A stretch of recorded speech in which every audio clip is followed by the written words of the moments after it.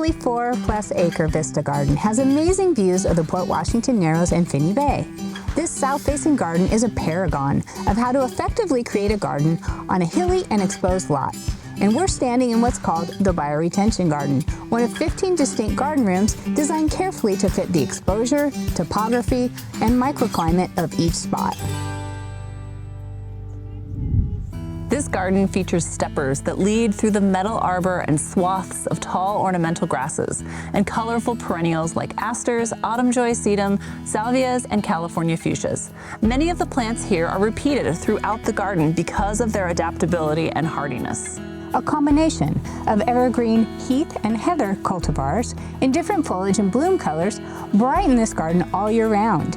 Shrubby ground covers that include lavender, rosemary, potentilla, dwarf conifers are attractive choices for this sunny and open spot.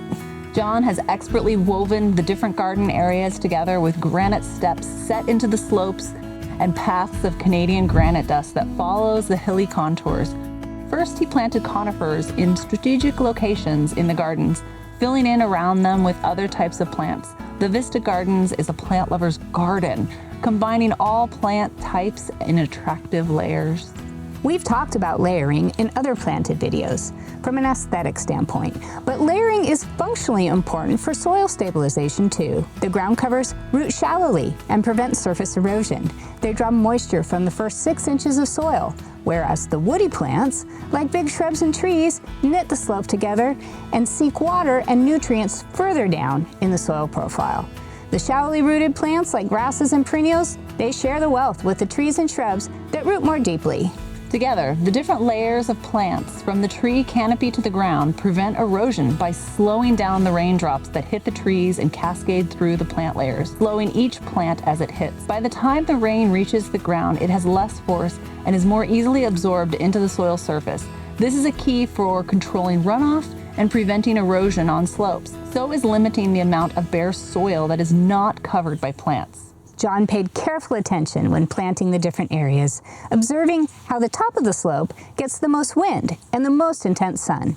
It's also where you'll experience the best views.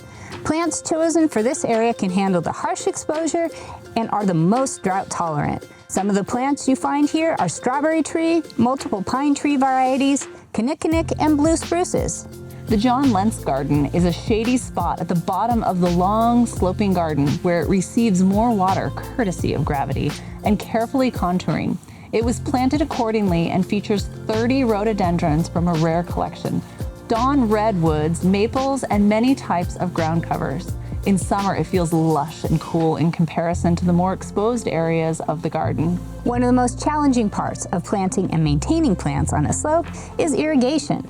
Sprinklers are not a good choice on slopes. Drip irrigation, set to release water at low rates over longer periods of time, will allow the water to soak in and penetrate the root zone. To establish plants, plan on careful hand watering for regular deep soaks for 2 summers at least, with supplemental watering in some years as the weather dictates. A lot of this will depend on what soil type you have. Sandy soils are easier to get water to soak into, but they're harder to keep moist, and this is where mulches come in handy.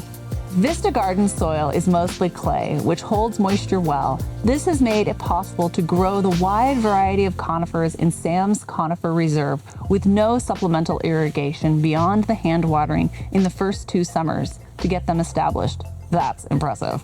If you're looking for inspiration for how to plant your own sloped landscape, bring your notebook and camera and come take a stroll at the Vista Garden. Or for our out-of-town planted viewers, visit vicariously with one of John J. Albers' 3 gardening books. Thank you for joining us, and remember, the more you grow, the more you know.